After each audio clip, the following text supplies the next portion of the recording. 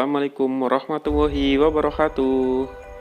Halo anak-anak, ketemu lagi kita dalam pembelajaran moda jarak jauh. Kali ini kita akan belajar tentang sila-sila Pancasila dan pengamalannya dalam kehidupan sehari-hari. Untuk lebih jelasnya, kalian saksikan video ini sampai selesai ya.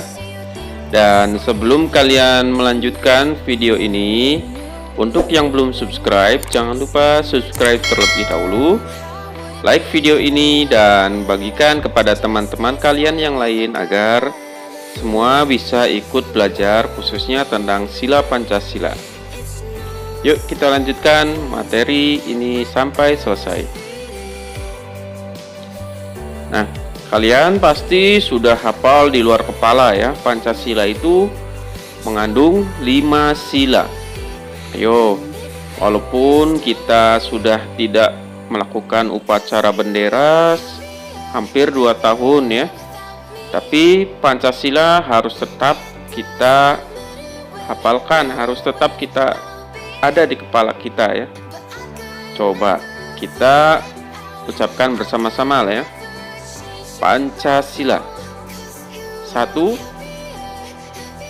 Ketuhanan yang Maha Esa. Betul? 2. Kemanusiaan yang adil dan beradab. 3. Persatuan Indonesia. 4. Kerakyatan yang dipimpin oleh hikmat kebijaksanaan dalam permusyawaratan perwakilan. Terakhir, 5. Keadilan sosial bagi seluruh rakyat Indonesia. Hebat, ternyata kalian masih hafal ya Pancasila itu 5 silanya. Nah, jadi kehidupan sehari-hari dalam berbangsa maupun bernegara di negara kita harus berlandaskan Pancasila. Nah, bagaimana pelaksanaannya? Agar kita tahu, agar kalian bisa memahaminya, kita lanjutkan video penjelasannya sampai selesai. Pertama, kita bahas dulu apa makna sila Pancasila ya bagi kehidupan berbangsa dan bernegara. Yang pertama, sila Pancasila bermakna bahwa sila-sila tersebut harus menjadi pedoman hidup bagi bangsa Indonesia.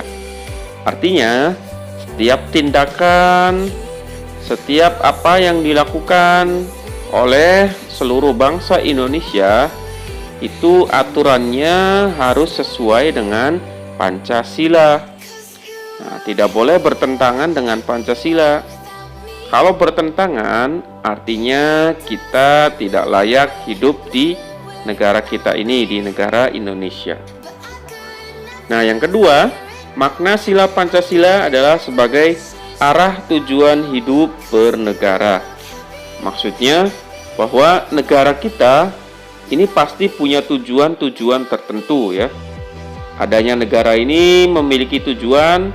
Nah, tujuannya itu harus sesuai dengan Pancasila. Tidak boleh bertentangan ya. Kalau bertentangan, artinya negaranya sudah tidak berlandaskan lagi dengan Pancasila, dan itu sudah melanggar kesepakatan bersama yang sudah dibuat oleh para pendahulu kita, para pendiri negara ya. Kemudian yang ketiga, makna sila Pancasila adalah ciri kepribadian bangsa. Nah, maksudnya bahwa orang-orang di luar Indonesia itu bisa mengenal orang Indonesia karena orang Indonesia mengamalkan sila-sila Pancasila. Jadi sebagai pengenal bahwa bangsa Indonesia, apa yang dilakukan oleh bangsa Indonesia itu ada dalam Pancasila. Nah, jadi kalau tindakan-tindakan orang Indonesia di luar Pancasila, maka dia tidak dianggap sebagai orang Indonesia. Nah, kemudian yang terakhir, makna sila Pancasila adalah sebagai perangkat aturan negara. Maksudnya, segala peraturan, segala perundang-undangan yang ada di negara kita itu harus berlandaskan Pancasila, tidak boleh bertentangan dengan Pancasila. Jadi negara kita aturannya secara umum intinya itu semua merujuk kepada Pancasila. Nah, itu 4 makna dari sila-sila Pancasila. Kemudian bagaimana pengamalannya? Nah, sekarang kalian simak video kelanjutannya ya. Untuk sila pertama, yaitu ketuhanan yang Maha Esa, memiliki makna bahwa kita harus selalu bertakwa terhadap Tuhan yang Maha Esa. Kemudian kita juga harus bertoleransi dan memberikan penghormatan kepada agama atau kepercayaan lain. Karena kan di Indonesia tidak hanya terdiri dari satu agama atau kepercayaan, tapi di Indonesia diakui ada 6 agama dan kepercayaan. Dan itu semua kita harus hormati ya, karena kita semua kedudukannya sama. Kemudian yang ketiga, kita harus melaksanakan kerukunan antar umat beragama. Jadi dengan antar umat beragama lain, kita tidak boleh saling memusuhi, saling membenci, apalagi terjadi konflik antar agama. Itu sangat tidak dibenarkan oleh Pancasila ya. Nah, kemudian bagaimana contoh pengamalannya dalam kehidupan sehari-hari? Nah, pengamalan sila pertama atau sila ke-1, contohnya bisa kita lakukan dengan menjalankan ibadah masing-masing dan mengakui kebebasan memeluk agama. Jadi ketika kita berteman dengan orang yang berbeda agama, kemudian dia ingin beribadah sesuai agamanya, silahkan, dipersilahkan ya, kita tidak boleh melarangnya. Ataupun kita ingin beribadah dengan sesuai dengan agama kita, maka orang lain tidak boleh melarangnya. Ataupun kita tidak boleh mengajak beribadah orang yang beragama lain untuk ikut beribadah dalam tata cara agama kita. Itu tidak boleh ya. Kemudian mengakui kebebasan memeluk agama. Jadi kalau ada orang yang memeluk agama lain, itu tidak boleh dilarang, karena itu akan bertentangan dengan Pancasila ya. Kemudian yang kedua, menghormati dan saling menjaga kerukunan antar pemeluk agama. Ya, seperti tadi dikatakan bahwa karena di Indonesia itu diakui ada sebanyak 6 agama, maka antar pemeluk agama tidak boleh saling bermusuhan. Kita harus rukun, karena kita walaupun berbeda agama, tapi kita satu negara, satu bangsa, yaitu bangsa dan negara Indonesia. Kemudian yang ketiga, mensyukuri segala yang ada di alam semesta sebagai anugerah Tuhan. Jadi kita harus selalu bersyukur dengan apa yang diberikan kepada kita ya. Dengan demikian kita akan selalu mendekatkan diri kepada Tuhan, karena rasa syukur akan menimbulkan perasaan kedekatan dengan Tuhan itu sendiri ya. Nah, itu contoh pengamalan sila ke-1 atau sila pertama. Sekarang kita lanjutkan ke sila kedua. Nah, untuk sila kedua bermakna bahwa sila kedua itu sendiri yaitu kemanusiaan yang adil dan beradab. Maknanya adalah bahwa bangsa Indonesia harus mengakui persamaan derajat. Nah, derajat itu maksudnya adalah kedudukan manusia di dalam berbagai aspek atau dalam berbagai hal. Misalkan dalam hukum, dalam aturan, itu tidak ada manusia, tidak ada orang yang ditinggikan atau direndahkan. Semua kedudukannya sama. Kemudian makna yang kedua, menghargai hak asasi manusia. Nah, untuk pengetahuan kalian, hak asasi manusia adalah hak-hak dasar yang dimiliki oleh setiap manusia yang orang lain itu tidak boleh mengambilnya atau orang lain tidak boleh mengganggunya. Misalkan hak untuk hidup, Nah, setiap orang berhak untuk hidup, tidak boleh ada orang yang merampasnya atau mengganggunya. Kemudian hak untuk memeluk agama. Setiap orang bebas memeluk agama yang diyakininya. Nah, itu kita harus menghargai. Yang ketiga, maknanya adalah solidaritas antar sesama manusia. Nah, kalau tadi di sila pertama kita harus rukun dengan antar umat beragama atau orang yang beragama lain. Nah, di sini kita maknanya adalah kita harus saling solid atau saling bersatu atau saling rukun dengan sesama manusia. Jadi manusia tidak dipandang lagi berdasarkan agama, tapi kita adalah sama-sama manusia ya. Jadi tidak ada lagi perbedaan. Yang terakhir, dan ini intinya adalah bahwa kita harus selalu menjunjung perdamaian. Jadi apapun yang terjadi, perdamaian itu sangat diutamakan. Nah, terus bagaimana cara atau pengamalannya dalam kehidupan sehari-hari? Kita lihat. Yang pertama, kita bisa melakukan pengamalan sila kedua dalam kehidupan sehari-hari dengan cara mengakui persamaan derajat antar sesama manusia. Jadi, dengan manusia lain, kita tidak boleh merendahkan, tidak boleh menghina, bagaimanapun keadaan manusia tersebut. Kalaupun kita lihat pekerjaannya mungkin dianggap rendah, tapi itu derajatnya sama dengan kita ya. Jadi tidak boleh menghina orang lain.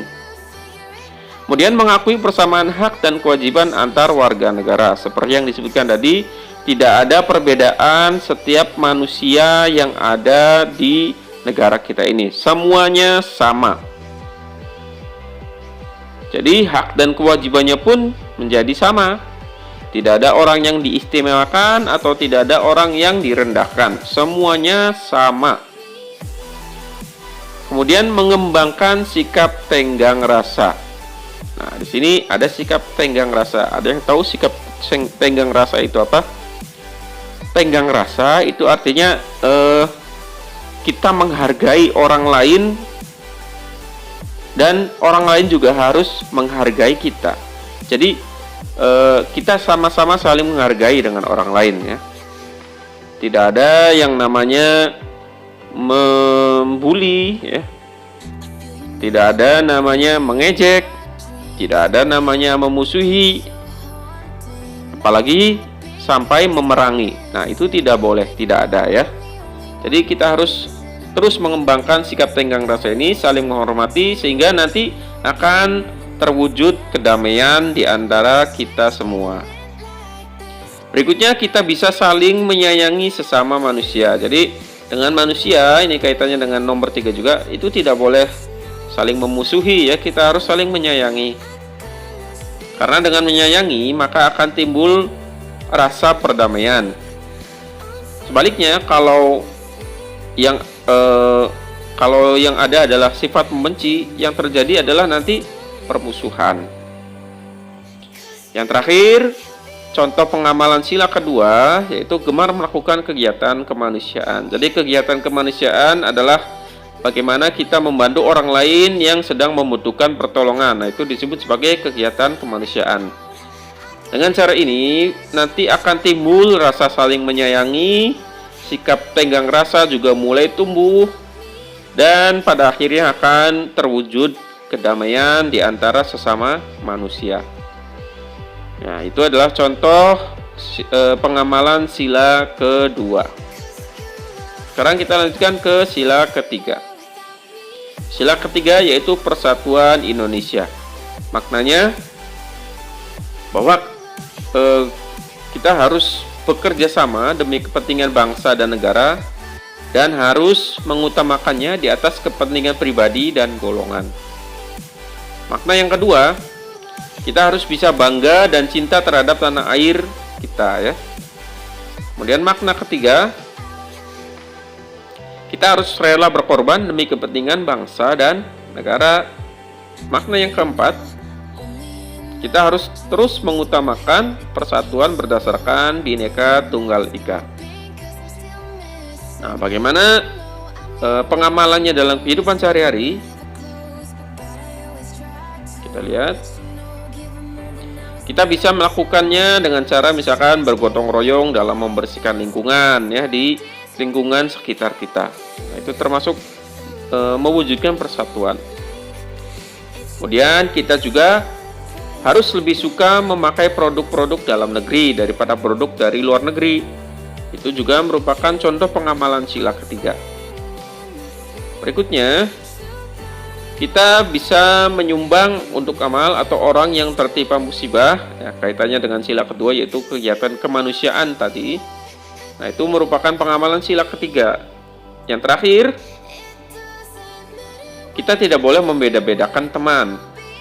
Karena walaupun mungkin sukunya berbeda, kemudian bahasanya berbeda, agamanya berbeda, kita masih tetap sama, yaitu sama-sama bangsa Indonesia. Dan itulah makna dari Bhinneka Tunggal Ika. Walaupun berbeda-beda, kita tetap satu bangsa, satu negara. Jadi tidak boleh ada yang namanya membeda-bedakan teman. Sekarang kita lanjutkan ke sila keempat. Sila keempat adalah kerakyatan yang dipimpin oleh hikmat kebijaksanaan dalam permusyawaratan perwakilan. Nah, bagaimana maknanya sila keempat ini? Yang pertama yaitu harus meletakkan musyawarah mufakat dalam pengambilan keputusan bersama. Jadi, segala macam keputusan itu berdasarkan musyawarah mufakat. Kemudian, kita harus menjunjung tinggi demokrasi berdasarkan pewakilan. Nah, negara kita adalah dikatakan sebagai negara demokrasi terbesar. Kenapa? Karena berdasarkan sistem pemerintahannya, kita ini melakukan pemilihan berdasarkan suara dari masyarakat, dari rakyatnya, bukan suara dari golongan. Jadi semua rakyat memiliki suara atau hak untuk bersuara yang sama.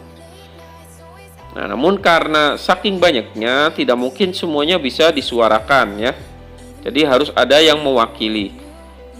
Maka disebutkan dalam Pancasila itu adalah permusyawaratan perwakilan.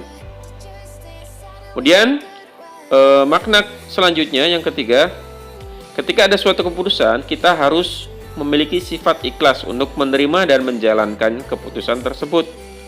Tidak boleh karena merasa keputusan itu tidak sesuai dengan keinginan kita, maka kita tidak mengikutinya. Nah, itu bertentangan dengan sila keempat.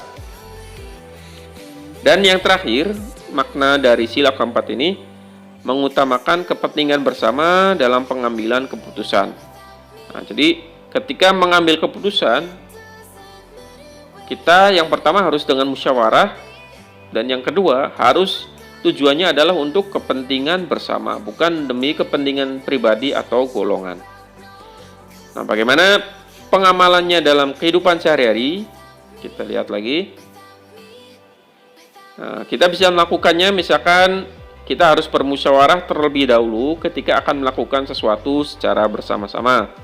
Misalkan di tingkat RT, di tingkat lingkungan rumahmu akan diadakan kerja bakti.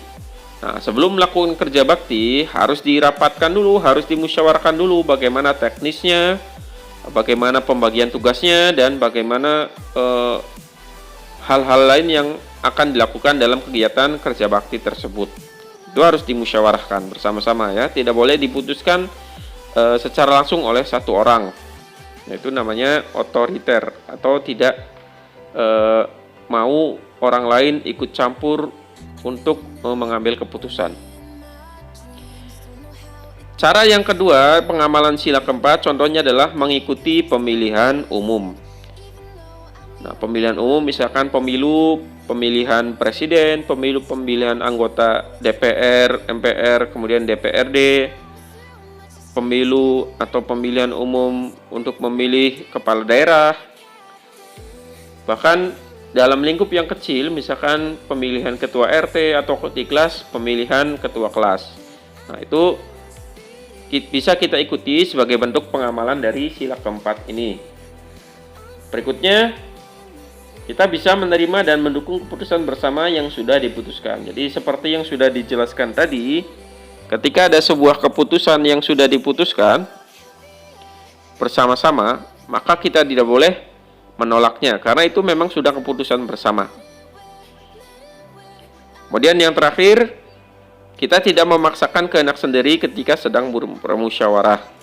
Jadi misalkan ketika sedang musyawarah, pasti ada perbedaan-perbedaan pendapat yang muncul ya. Nah, ketika terjadi perbedaan pendapat, itu kita tidak boleh memaksakan kehendak sendiri. Semua memiliki hak yang sama untuk bersuara, maka tidak boleh salah satu orang itu memaksakan kehendaknya kepada orang lain, karena itu akan melanggar hak berbicara orang yang dia paksa. Nah, seperti itu contoh pengamalan sila keempat. Lanjut kita ke sila yang kelima atau sila terakhir, yaitu sila keadilan sosial bagi seluruh rakyat Indonesia.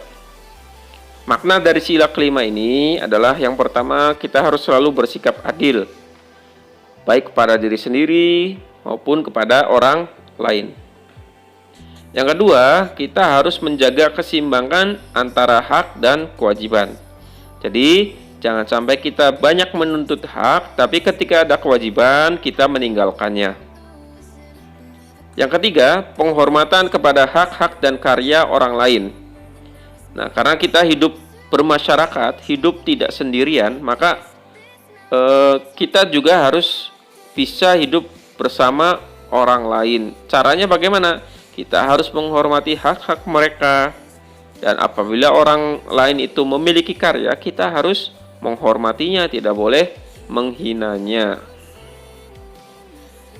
Makna yang keempat yaitu kita harus selalu bekerja keras, karena dengan bekerja keras kita akan bisa menjadi pribadi yang mandiri, yang bisa mencukupi kebutuhan kita sendiri. Tapi sebaliknya, kalau menjadi pribadi yang malas, itu justru akan menjadi beban bagi orang lain. Makna yang terakhir, yang kelima, yaitu bersikap hidup sederhana.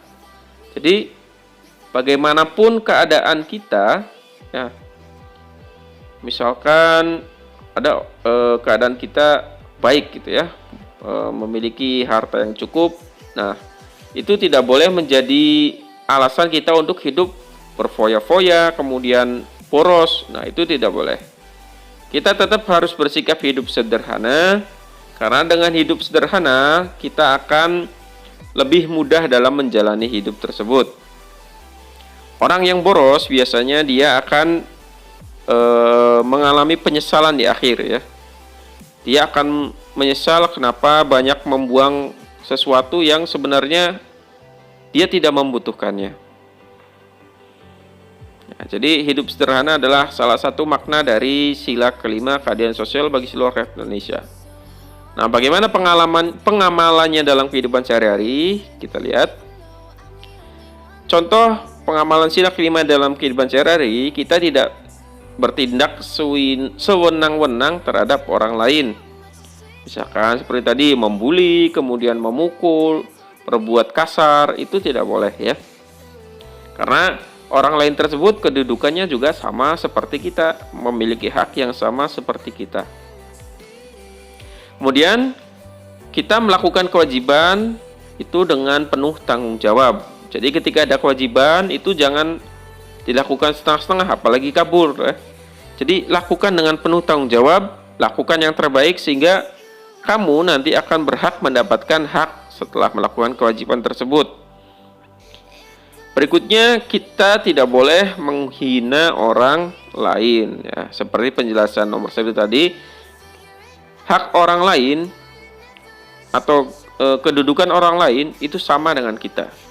Jadi tidak ada alasan kita bisa menghina orang lain karena kedudukan kita sama. Kemudian yang terakhir, contoh pengamalan sila kelima adalah menghindari sikap malas-malasan dan berlebihan. Ya, seperti tadi Bapak jelaskan bahwa ketika kita malas-malasan justru akan menimbulkan atau menjadikan kita sebagai beban bagi orang lain. atau ketika hidup berlebihan, nanti di akhirnya kita akan menyesal. Ya, kenapa menyesal? Karena kita akan mengeluarkan sesuatu untuk yang sebenarnya tidak kita butuhkan. Nanti saat dibutuhkan kita tidak punya. Nah, itu hidup yang berlebihan. Itu akan menyesal kita nantinya ya. Nah, baik, itu adalah beberapa makna dari sila-sila yang ada di Pancasila dan bagaimana pengamalannya dalam kehidupan sehari-hari. Kalau masih ada sesuatu yang belum kalian mengerti atau belum jelas, silakan kalian bisa tanyakan di kolom komentar. Untuk yang belum subscribe, silakan subscribe terlebih dahulu, like video ini, dan bagikan kepada teman-teman kalian agar kita bisa sama-sama belajar. Bapak cukupkan sekian untuk pembelajaran kali ini dengan ucapan alhamdulillahirabbil alamin. Assalamualaikum warahmatullahi wabarakatuh.